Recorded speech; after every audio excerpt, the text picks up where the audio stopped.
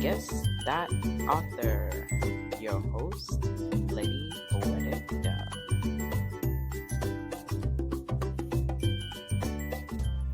I was going to die, if not sooner than later, whether or not I had ever spoken myself.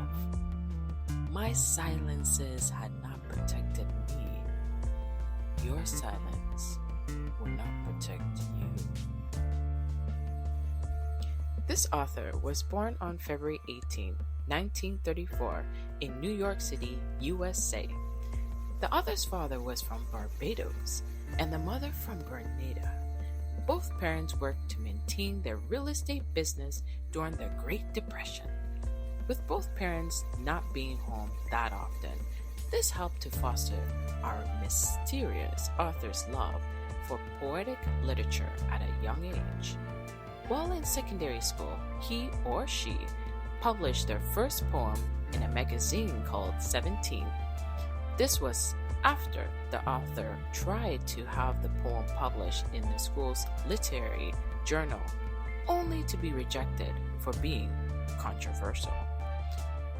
When this author grew older, he or she co-created the first U.S. publisher for colored women, helped establish a sisterhood to support Black women affected by apartheid in South Africa, and influenced the rise of the Black movement in Germany, as well as coined the term Afro-German.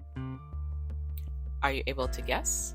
If you guess Katherine Hepburn, that's incorrect. If you guess Donald Trump, Donald Trump? Oh, you're being serious. I'm sorry, that's totally and completely a wrong answer. But if you get Audre Lorde, clap for yourself. You deserve a round of applause.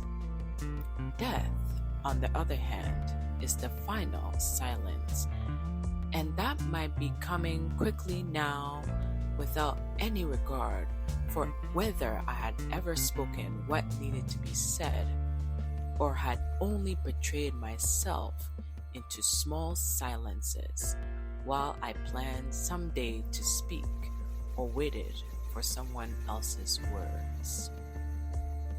Quoted from one of Audre Lorde's famous literary work called The Transformation of Silence into Language and Action.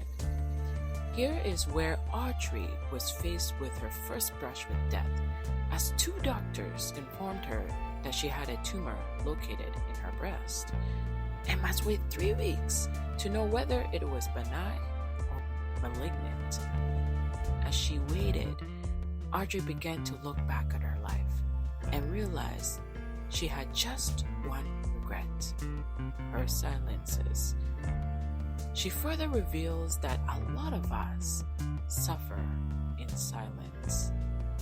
We are being mistreated. We are silent. We see the mistreatment of others. We are silent. And even still, while we are waiting for somebody, anybody to defend us, we are doing this in silence. But like Audre, and for all of us, death will be the ultimate silence. As Audre writes, what are the tyrannies you swallow day by day and attempt to make your own until you sicken and die of them, still in silence? Here is my opinion. I understand Audre. She had her own struggles in her life in regards to race and her sexual orientation. However, I also understand why there are a lot of us who decide to remain silent. It is an act of self-preservation.